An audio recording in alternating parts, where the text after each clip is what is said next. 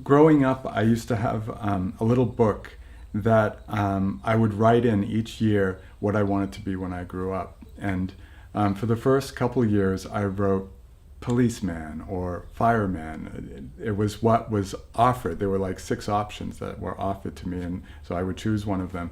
And then I asked my mother, what did the word other mean with a line? And she said, that means you can write anything you want. And I said, well, if I knew that, I would have written artist from the very beginning.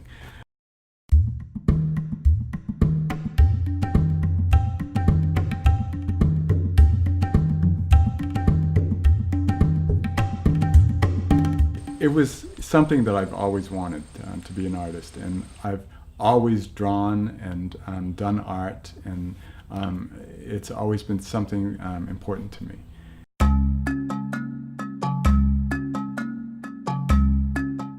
In 1986, my partner John and I decided that we wanted to take a trip to Guatemala.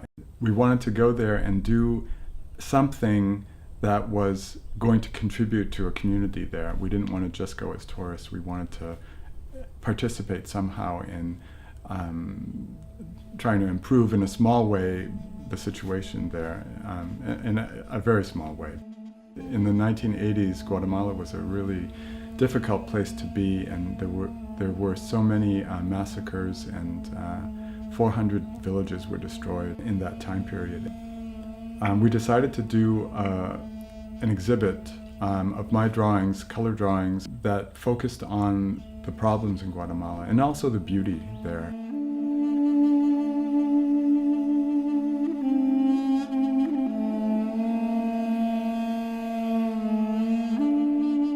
We exhibited in many different cities, mostly in New England, and we published a book, a handmade book that we stitched and put together ourselves. John wrote passages that related somewhat to my drawings. Through the sales of the artwork and sales of the book, we raised money that we brought down to Guatemala to give to a community that really needed some money. And with that money, they built new homes and improved their small community a little bit.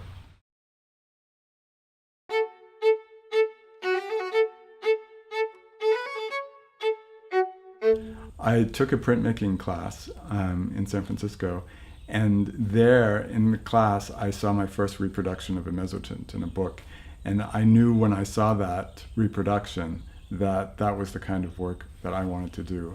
What I saw in mezzotint was the ability to render an image with high contrast and with really fine detail, and also it had an overall soft look to it. So mezzotint is an old technique. It's been around almost 400 years. It was developed in Holland, and in the beginning it was very secretive. The person who developed it, von Steichen, I think his name was very secretive about the process, but word eventually got out, and by the 1800s, mezzotint was very popular, and you could see mezzotints in many places displayed.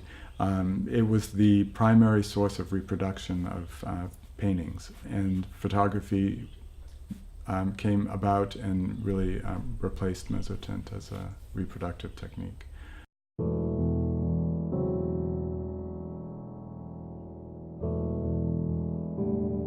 I'd been practicing mezzotint for 3 years, I think, when I decided to do a series on portraits of children that were based on daguerreotypes. What drew me to these daguerreotypes was this haunted look that the children had. And I wanted to start from that point and not copy it, but use it as a source material for to create a series of portraits. And with the portraits, I wanted to have accompanying them flowers, and to do images of flowers, but to do them as if they were portraits as well. So I wanted to relate the flower with the child.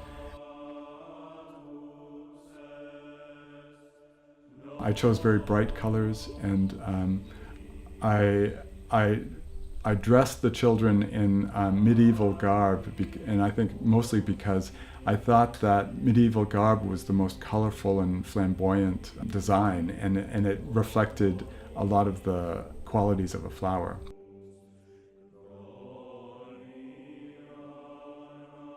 The portraits had secondary images that were printed underneath the portrait itself. So sometimes it was so obscure that it was subliminal, if even that. But other times the image came through fairly strongly, so that you could really read that information through the face. I did an image called Militarismus. Militarismus was of a boy who had dealt with trauma.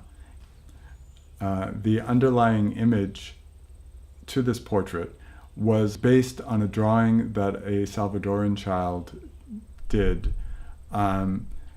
He had witnessed a massacre in his village, and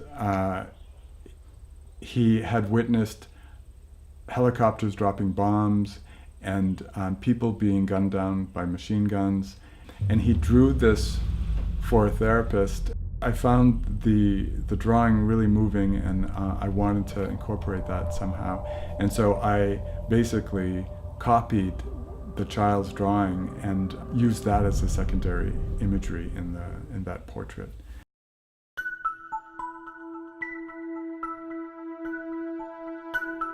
Yeah, I'd never done landscapes before, and I had just recently moved to Maine to spend summers here, and my partner and I bought a house on the coast, and so I was very drawn to the environment and to the seascape, and so for the first time, really in my life, my eye was drawn to the nature around me. So because of that focus, I decided that I wanted to do a series of landscapes of coastal Maine.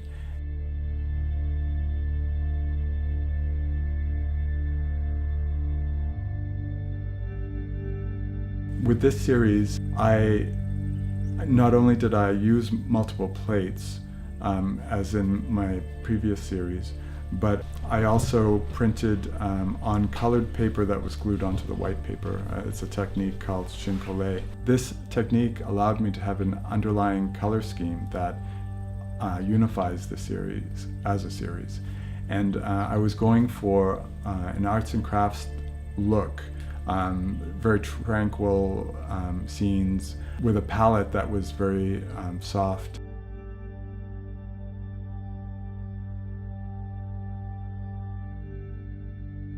I ended up focusing on Scudic Point. That was one of my main places, one of the main places where I went to find the imagery I wanted to use for the series. I did a number of pieces on Little Moose Island, which is an island that you can walk to at low tide.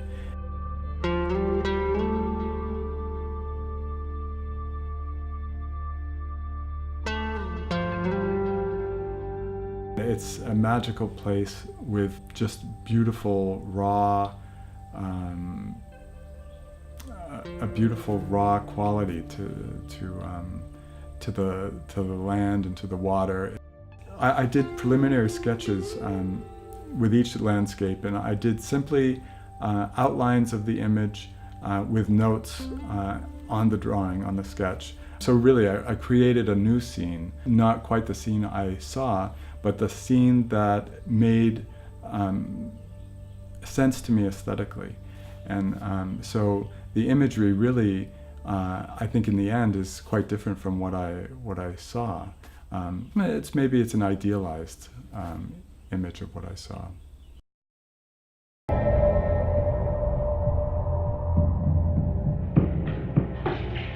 The Absence of Passion is a series of portraits of Iraq that didn't start out as that in my mind at all. I'd been working on a series of desertscapes, and I was very frustrated in the process of doing this series, and I decided that I had to abandon it And I was feeling very constrained by the parameters that I'd set up. In addressing this feeling of constraint, I decided to tear up an old bed sheet and start wrapping my body in the bed sheet and photographing myself in different ways, wrapped up in different ways, and just trying to find this expression of how I was feeling. And as I continued to photograph myself and collect source material, I realized that this imagery really made me think of Iraq.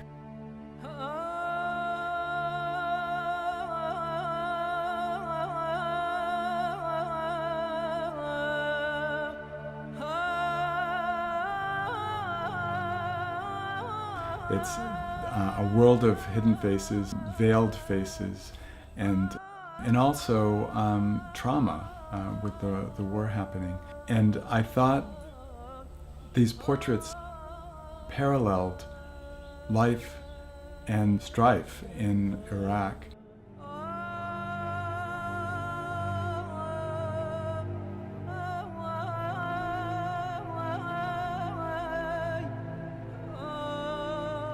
So I think the wrappings can be interpreted in different ways. I see them as veils that separate different societies, different traditions and customs. They can also be interpreted as bandages. And I think the work suggests psychological trauma and physical trauma.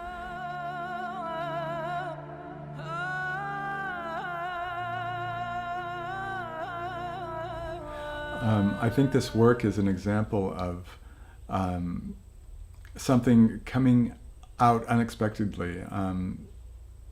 I was having a lot of frustration, and I addressed the frustration, and this work just kind of evolved out of that. I didn't know where it was going, and it ended up going in a place that I feel satisfied with. I think it's some of the best work I've done.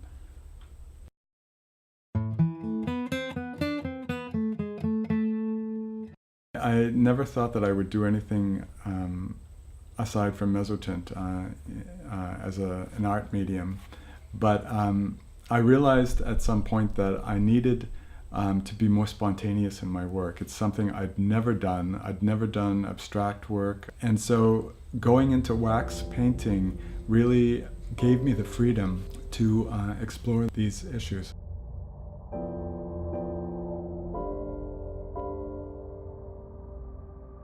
Encaustic is an old technique. It's been around for 2 millennia or more, and it requires heating wax to its melting point. One of the things that I'm most interested in working with encaustic is creating texture. I liked the sculptural possibilities of wax. I like a simple form, and I guess I strive for an elegance. That's really what I want in my work. I live in California most of the year, and facing east is thinking about Maine and thinking about the East Coast. I was thinking of the coastal mountain of Mount Desert Island, and there's just beautiful shapes in these mountains. Yeah, I find the encaustic work has been satisfying, and it really has given me that spontaneity in my work that I was missing in mezzotint.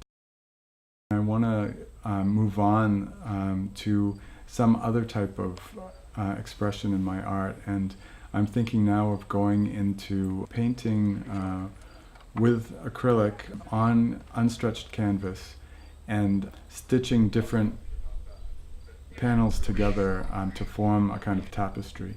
And that's the idea I have now, and I'm going to experiment and see what I come up with.